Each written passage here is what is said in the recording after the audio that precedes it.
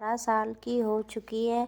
अब मुझे उसे बताना पड़ेगा कि वो एक नागिन है और उसे अपने माँ बाप का इंतकाम लेना है।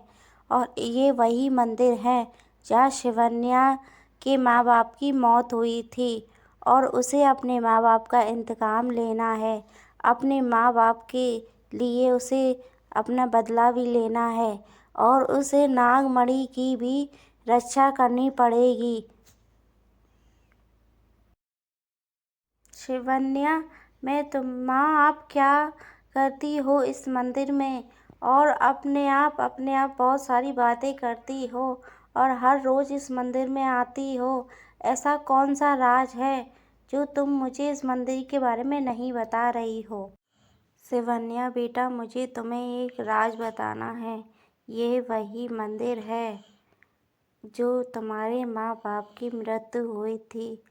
बेटा, मैं तुम्हारी असली माँ नहीं हूँ। मुझे तो तुम एक मंदिर के किनारे मिली थी। उसी दिन से मैंने तुम्हें अपनी बेटी मान लिया था। मुझ पे कोई औलाद नहीं थी, लेकिन बेटा तुम्हारे माँ बाप की मृत्यु इस मंदिर में हो गई और कुछ दुश्मनों ने तुम्हें मार डाला था। तुम्हारे माँ बाप को तुम्हारे अपने माँ बाप का बदला लेना है। तभी उस मंदिर में हवाएं चलने लगती हैं बहुत जोर से और एकदम धुआं ही धुआं उठने लगता है और बहुत जोर से आंधी का मौसम हो जाता है। तभी शिवन्या एक भयंकर नागिन के रूप में वहाँ पर अपना रूप बदल लेती है। शिवन्या बहुत भयंकर रूप बदलती है और वो अचानक खड़ी हो जाती है। माँ देखकर ये सब हैरान हो जाती है कि मुलाकात राहुल नाम के लड़के से होती है। हेलो हैंडसम गर्ल, क्या मैं आपको कहीं छोड़ सकता हूँ? क्या आप मुझ पे थोड़ी सी मेहरबानी कर सकती हो?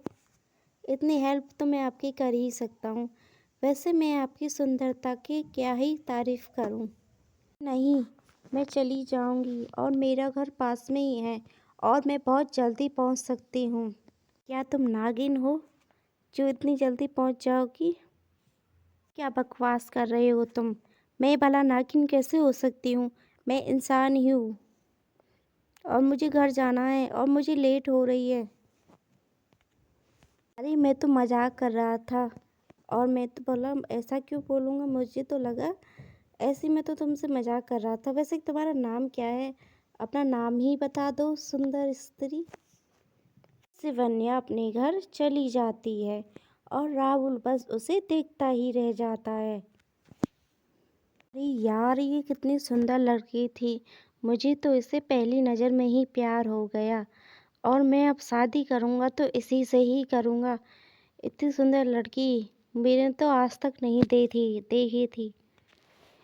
बाबूजी, आप मेरी शादी के पीछे पड़े थे ना। आज मुझे एक लड़की पसंद आई है। आप लोग उससे घर जाके बात कर लीजिए और मैं उसी से ही शादी करूँगा। ठीक है बेटा, हम लोग जाके उसके घर बात कर लेंगे और हम तुम्हारी शादी उस लड़की से ही कराएंगे। अब जाते हैं हम उससे बात करने। लोग शिवन्या के घर बात करने चले जाते हैं। वो लोग शिवन्या के रिश्ते की बात करने शिवन्या के माँ के घर आ जाते हैं। आपकी बेटी चाहिए अपने बेटे के लिए, हमारे बेटे को बहुत पसंद है आपकी बेटी। हम उसके रिश्ते के बारे में बात करने आए हैं। अब आप ही बताइए हम क्या करें? अगर आपको मंजूर हो तो आप हाँ कर दीजिए। और हाँ, हमारा बेटा बहुत अच्छा जॉब करता है और भगवान की कृपया से कोई पैसे की कमी भी नहीं है। नौकर चाकर भी है। आपकी बेटी बहुत खुश रहेगी। वो तो हमारे राहुल को पसंद आ गई इसलिए हम आ गए। नहीं, राहुल के लिए कोई लड़कियों की कमी नहीं थी। ठीक है, मुझे भी मंजूर है। शिवन्या की शादी वैसे भी मुझे करनी थी। हाँ ठीक है, अब शिवन्या 18 साल की हो चुकी है। माँ, आपने मेरा रिश्ता इतनी जल्दी क्यों तय कर दिया? अभी तो मुझे अपने माँ पापा की मौत का बदला लेना है और मैं अभी शादी नहीं करूँगी। और मैं एक नागिन हूँ। एक नागिन कभी शादी नहीं करती और ऐसे तो नहीं करूँगी। वो एक इंसान और मैं एक नागिन। ये शादी असंभव है माँ। नया बेटा, तुम्हारा उसी घर से इंतकाम शुरू होगा और तुम उसी घर से अपने बदले की शुरुआत करोगी। वो जितने शरीफ दिखते हैं उतने हैं नहीं। उसी घर में है तुम्हारे माँ बाप के हत्यारे। तुम्हें उसी घर में जाके अपनी माँ बाप का बदला लेना है। मैं सब जानती हूँ वो लोग कौन हैं। की मौजूदगी में शिवन्या और राहुल की शादी हो जाती है। धीरे करके राहुल शिवन्या के बहुत करीब आने लगता है, लेकिन शिवन्या उसे रोक देती है। राहुल, इसका मतलब नहीं कि तुम मेरे इतने करीब आ जाओगे। ये शादी सिर्फ मैंने अपनी माँ की खुशी के लिए की थी। तुम्हें अभी इतनी इजाज़त नहीं है कि तुम मेरे इतने करीब आओ। ठीक है, मेरे करीब मुझसे पूछे बिना आने की ज़रूरत नहीं है। कन्या, मैंने तुमसे पूरे हक से शादी की है। क्या मुझे इतना हक नहीं है तुम्हारे करीब आने का? अगर तुम्हारी मर्जी इसमें नहीं है तो मैं तुम्हारे करीब कभी नहीं आऊँगा। जब तुम ही बुलाओगी जब तुम्हारे करीब आऊँगा। राहुल गुस्से में कमरे से बाहर चला जाता है और शिवन्या अकेली रह जाती है। राहुल, अब मैं तुम्हें कैसे बताऊं कि मैं तुम्हें करीब क्यों नहीं आने दे सकती। एक नागिन और एक इंसान का मिलना इम्पॉसिबल है।